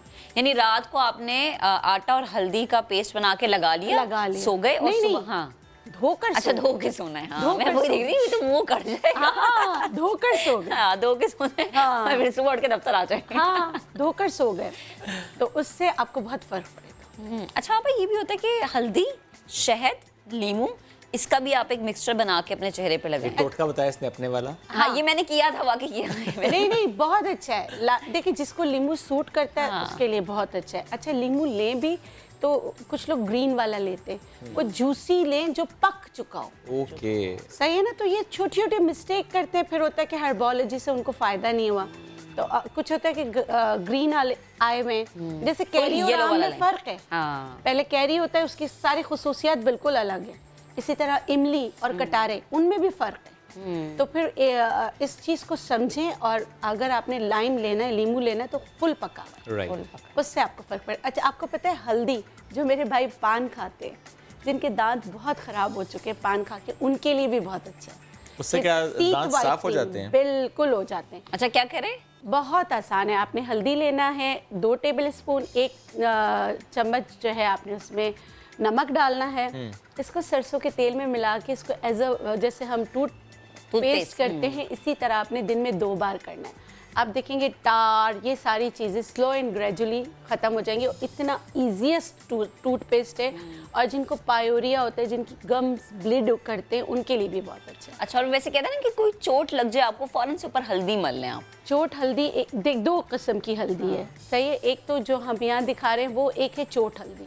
अच्छा, तो वो जो होती है आंबा हल्दी, उसे कहते हैं। वो क्या होती है? आंबा हल्दी होती है। आंबा, हाँ, आंबा हल्दी होती है। अगर उसको देखें ना तो ऐसा लगेगा कि उससे खुशबू अदरक की तरह दिखती है। वो अक्सर हम देखते हैं सुपर स्टोर्स में पड़ी हुई होती है सब्जियों के साथ। हाँ, मगर उसको सूंघे तो उससे आम की खुशबू आती है। नहीं, वो डिफरेंट है। जो महक जो बात करें, वो तो वो है जो नॉर्मल हल्दी, जैसे हम खुद जाके घर में पीस सकते हैं। वो ऐसे होते हैं जैसे ना, उससे ना वो आप अगर आम की गुठली को काट देना तो उसकी तरह की उसका जो मस्टर्ड कलर का होता है, येलो कलर नहीं होता, वो ज़्यादा डार्कर होता है। ठीक है, वो चोट हल्दी कहलाती है। तो उसको अगर आपको चोट लग जाए, कुछ लग जाए, तो हल्दी का जो है ना थोड़ा सरसों के तेल में गरम किया, 1 अंडा जो है ना उसको उतारने के बाद, क्योंकि अंडा आपको कच्चा रखना है उसमें, फिर जहाँ चोट लगी आप वहाँ लगा लें। आप देखें आपको इंशाल्लाह 2 से 3 दिन में आराम हो जाएगा। लगाते ही फ़र्क पड़ जाता है। जहाँ बहुत ज़्यादा शदीद तरीन दर्द हो रहा हो, आप ये करके। अच्छा, मुझे आप ये भी बताएं कि जो ये महक बता रहे थे कि हम जब सुपर स्टोर्स पे जाएं, वैसे भी आप सब्जी लेने जाएं, तो वहाँ पर वो कच्ची हल्दी बेसिकली वो पड़ी होती है। हम तो ज़्यादा पाउडर ले आते हैं, चाहे डब्बे वाली हो चाहे किसी दुकान से लें। ये जो कच्ची वो रूट की तरह की हल्दी होती है, ये घर लाने के बाद इसे कैसे इस्तेमाल किया जा सकता है? क्रश करें, ग्राइंड करें, ब्लेंड करें, क्या ब्लेंड करेंगे तो आपका ब्लेंडर टूटेगा। इसको सबसे पहले गरम करें, उसके बाद इसको कूटें। गरम से क्या मतलब? उबाल लें? नहीं, हल्का सा चूल्हे पे गरम कर लें, तवे पे रख के गरम कर लें। गरम करने से क्या होगा, इसको तोड़ने में आसानी होगी। तो हल्का सा इसको तोड़ लें, जलाना नहीं, गरम करना है। ठीक है। गरम करने के बाद इसको कूटें, उसके बाद ब्लेंड करें, क्योंकि जो आपको हल्दी डब्बों में मिलती है उसमें प्रिजर्वेटिव्स होते हैं। तो अगर आपने खालिस हल्दी अगर आपको चाहिए, तो प्रिजर्वेटिव्स नहीं चाहिए, तो आप इसको इसी तरह जैसे मैंने बताया। अगर कुछ लोग ऐसे करेंगे, उठाया हल्दी और डाला और ग्राइंडर चलाया, उसके बाद टाटा, ग्राइंडर टूट गया। तो थोड़ा सा मतलब कि आप अपना जहन इस्तेमाल करें। इसको कूटने के बाद, हल्का सा गर्म करके कूटने के बाद आप इस्तेमाल करें, और इसको डीप फ्रीज़र में रखें। वजह क्या है, फ्रिज का वो मेंटेन नहीं होता। लाइट आई गई तो उसमें आपके फ्रिज में रखी हुई चीज़ें भी ख़राब होती हैं। अच्छा, डीप फ्रीज़र में, क्योंकि डीप फ्रीज़र है तो उसमें आप जो भी हर्बल की चीज़ें बनाए, इवन आपका उपटन है आपने घर में बनाया है, वो भी आप पाउडर को आप डीप फ्रीज़र में रखो। यानी आप यूँ कर सकते हैं कि हम हल्दी लाए, हमने इसको थोड़ा सा गर्म किया, इसका वो पेस्ट बना रहे, हमने क्यूब्स बना के रख लिए, फिर सालन में 1 क्यूब डाल दिया। नहीं, पेस्ट बनाने की जरूरत, पाउडर बन जाएगा। हाँ, पेस्ट नहीं बना सकते। आप वो कच्ची वाली की बात करें, कच्ची वाली पेस्ट बन सकती है। मैं उसका पूछ रहा हूं, पेस्ट का। आप कच्ची वाली का एक और काम कर सकते हैं, कच्ची वाली हल्दी लाके उसको चॉप किया और आपने ब्लेंड कर दिया। ठीक है। अगर पेस्ट बनाना है आप क्यूब बना ले, ये भी बहुत अच्छा है कि अगर आपको इसी तरह इस्तेमाल करना है, वो है भी ज़रा वो ऑर्गेनिक वाला फील भी आएगा ना, कि कुछ मिक्स नहीं हुआ। और हम वही हल्दी चेहरे पे लगाने के लिए भी इस्तेमाल कर सकते हैं। बहुत अच्छा है, बिल्कुल कर सकते हैं। इससे ज़्यादा बेहतर है ना? इससे ज़्यादा बेहतर, वो वाली से इससे ज़्यादा बेहतर है। हल्दी के तो इतने फ़वाइद है, एंटी कैंसर है, कैंसर के लिए अच्छा, और बहुत ज़्यादा अच्छा स्किन शाइनर अगर आपने बनाना हो तो आपने क्या करना है, आपने कोकोनट ऑयल लेना है 1 कप, उसमें आपने 1 चम्मच हल्दी को डालकर किसी भी एम्बर बॉटल का मतलब होता है जो जिसमें दवाएं मिलती है ना, डार्क ब्राउन कलर की बॉटल जो होती है, उसमें उसको मिक्स करके, उसको बंद करके ना आप उसको डूब दे दो, तो उसका कलर, उसकी चीज़ें, हल्दी की जो भी चीज़ें खुसूसियत है, वो स्लो एंड ग्रेजुअली सन रेजिस की मदद से उस तेल में आना शुरू। वो कितनी देर के लिए रखें? कितने दिन के लिए? 15 दिन से लेके 1 महीने तक। अच्छा। आप उसको धूप दें, और जब आप वो निकालेंगे ना तो आप देखेंगे आपके उसका कलर भी चेंज हो चुका होगा तेल का, और वो जो एकदम गोल्डन कलर का हो गया होगा। तो इसको आप छान लें। तो ये क्या हुआ, जैसे आप मेकअप करने से पहले आप बेस लगाने से पहले प्राइमर लगाते हैं, आप इसको लगाएं। उसके ऊपर आप कोई भी आप वो लगाएंगे अपना, जैसे बेस वगैरह लगाएंगे तो इंटरनली अंदर से आपकी स्किन शाइन करेगी। उसको जैसे गोल्डन लोशन के तौर पर इस्तेमाल करें। अब आपको पता है कितने सारे स्प्रेज आ गए जो आप मेकअप से पहले करते हो। मिस्ट है ना, आप लगाएं मेकअप से पहले, या प्राइमर लगाएं आप, फिर आप इंतजार करें, फिर आप बेस बनाएं। कर सकते। अच्छा, कुछ लोग कहेंगे कि भाई हमारी ऑयली स्किन है, तो पहले आप आइसिंग करें, उसके बाद आप ये लगा लें। और आपने हमारे यहाँ एक और चीज़ है, लगाने का तरीका थोड़ा सा मैं बताना चाहूँगी। लगाना है, थोपना नहीं है, सही है ना। एक ड्रॉप इधर लगाया, एक ड्रॉप इधर, उसको अच्छी तरह से क्योंकि वो ऑयल है ना, ऑयल है तो वो वैसे फैल जाएगा आपकी स्किन पे आते साथ। अच्छा, ऑयली स्किन वाले भी यूज करें? बिल्कुल कर सकते हैं। और ड्राई स्किन वाले? ड्राई स्किन के लिए तो बहुत बेहतर है। जिनको मेकअप स्टे ही नहीं करता, जिनका ऐसा होता है ना कि अभी मेकअप किया और फ्लेक्स बन गए, जितने भी अच्छे आप ब्रांड का करो तो स्किन की वजह से हो रहा होता है ना। एक तो आप अपनी स्किन को पहचान नहीं रहे होते।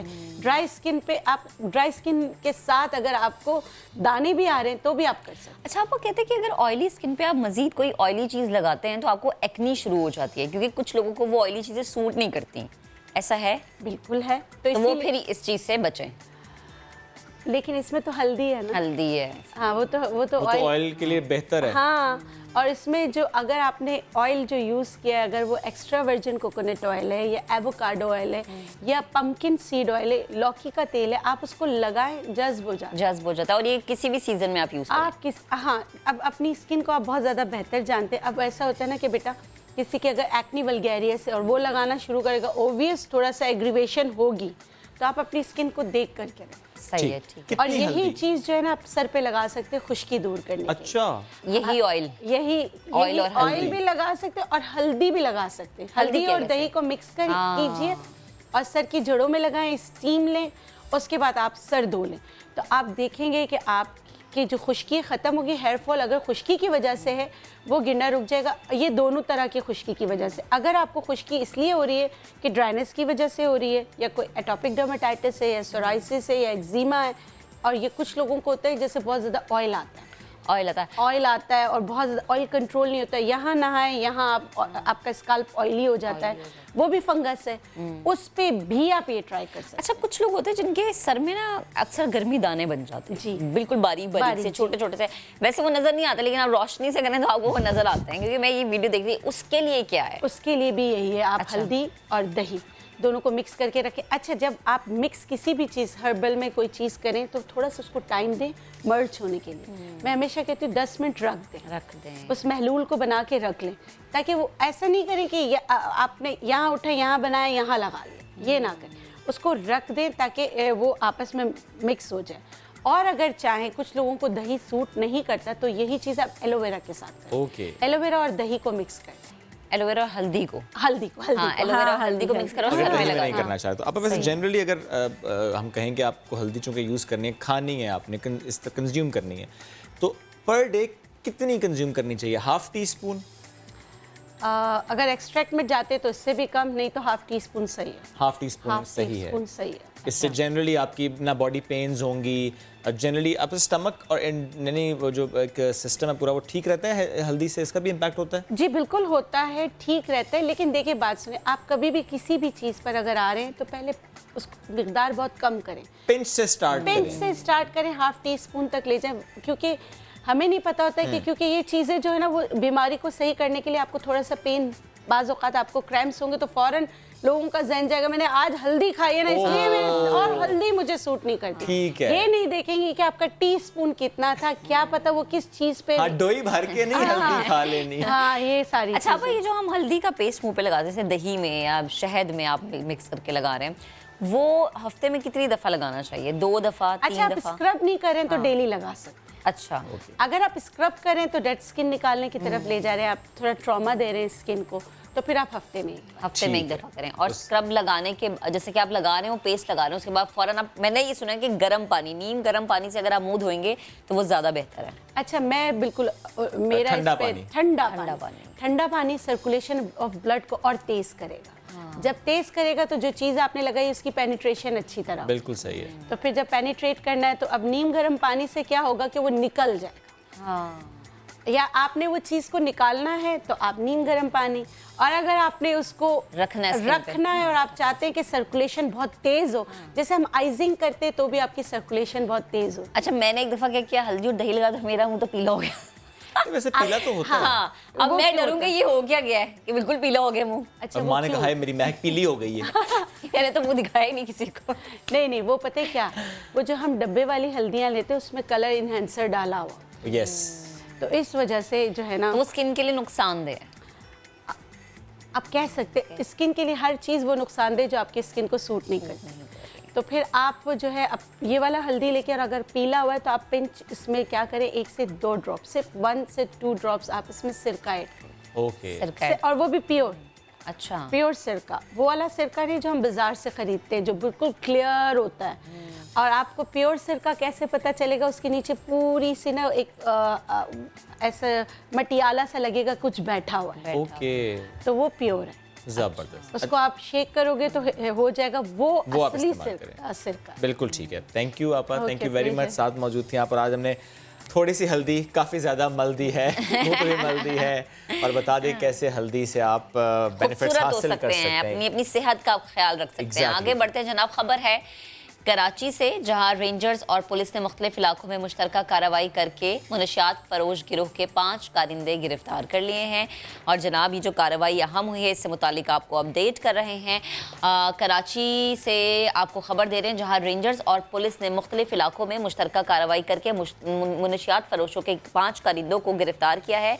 इसी हवाले से मजीद बात करेंगे अपने नुमाइंदे शाहनवाज अली कादरी ने हमें ज्वाइन किया। शाहनवाज बताएगा, 5 कारिंदों को गिरफ्तार किया गया, क्या पता चल सका इनके हवाले से, जरा क्या बता रहे हैं?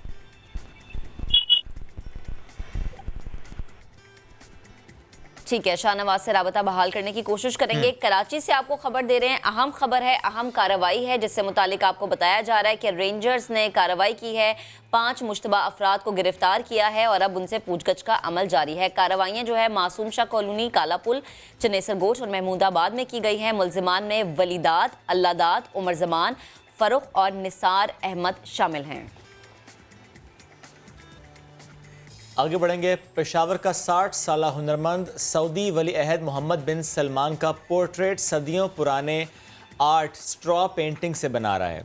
तिनकों से फन पारे बनाने वाले इस आर्टिस्ट से आज हमारी मुलाकात कराएंगे हमारे नुमाइंदे अब्दुल रहमान।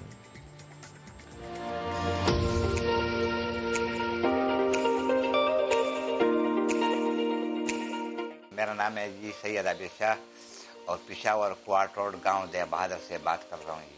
मेरा जी 60 साल उम्र है जी और 11 साल से लगा हूँ जी, ये काम कर रहा हूँ जी।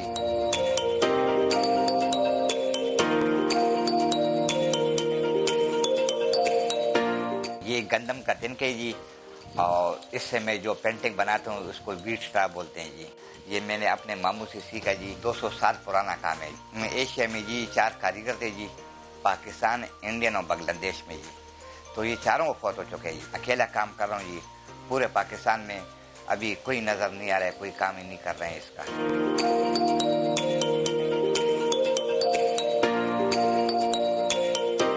अब मेरे साथ बैठे है जी, तो बेटे को मैं सिखाया भी और मेरे बाद पता नहीं है मेरे ज़िंदगी हो या ना हो, तो इसके बाद यही काम करेगा जी। 50 साल में पता नहीं है कितना फनपारे बनाए जी, रोज़ बनाता हूँ जी, हर चीज़ बनाए इसमें जी। खताती करता हूँ कलमों का, आयातों का। ये दुबई का ब्रिज बनाए जी, ये इंग्लैंड का जी चर्च बनाए जी, यूरोप का पुल बनाए जी। एक पीस ऐसे भी होते थे वो एक दिन भी बनते जी, और एक पीस ऐसे होते थे वो 4, 5, 6, 8 दिन, 10 दिन, 15 दिन में बनते हैं। आमदन तो इसमें बहुत कम मुझे मिल रही जी, कभी होता है कभी नहीं होता जी। ये मोहम्मद सलमान की तस्वीर है जी। ये हमारा जी सूदिया का बादशाह का बेटा है जी, शहजादा। इसका तस्वीर मैं शौक से बना रहा हूँ जी। ताकि मैं इसको ये गिफ्ट कर दूँ। इस पे मैंने 9 दिन काम किए जी, और अब भी 7-8 दिन इस पे काम रह गया जी। हुकूमत को चाहिए जी हमारे लिए एक आर्ट गैलरी खोलें और इसमें मैं शागिर्दों को सिखाऊं, तो ये बहुत आगे जाएगा जी।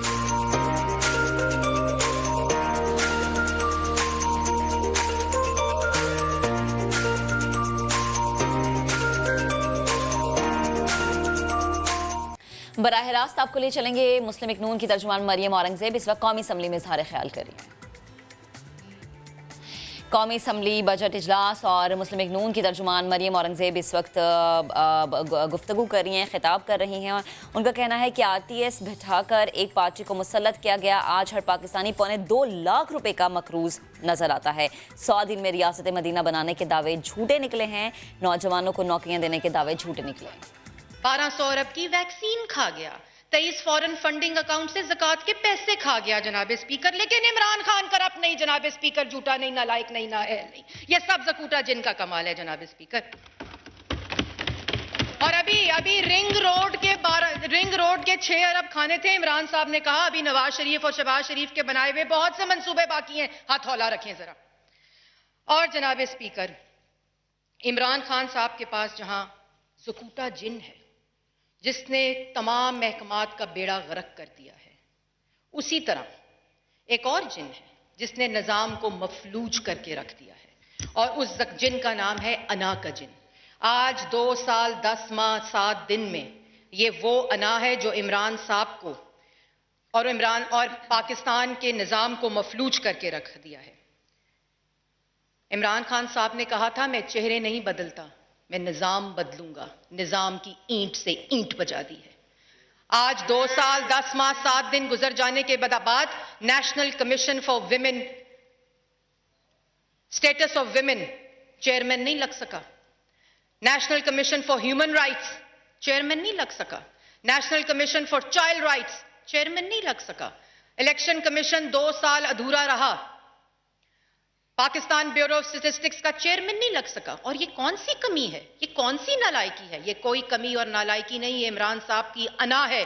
ये वो अना का जिन है जो शहबाज शरीफ के साथ मुशावरत नहीं करने देता ताकि इन कमीशंस के ऊपर चेयरमैन लगाया जा सके। जनाब स्पीकर, मेरी खत्म होने वाली है जी तकरीर, मुझे पता है कि मेरा टाइम एलोकेटेड कितना है। और जनाब स्पीकर, मैं एक और बात कहना चाहती हूं कि जैसे मैंने पहले कहा कि एक निज़ाम को चलने नहीं देता, वो अना का जिन है, और जिसने निज़ाम को मफलूज करके रख दिया है, जो किसी महकमे को चलने नहीं देता। वक्त हो गया ख़त्म। आपसे मुलाकात करेंगे कल। अपना बहुत सा ख्याल रखिए। अल्लाह हाफ़िज़।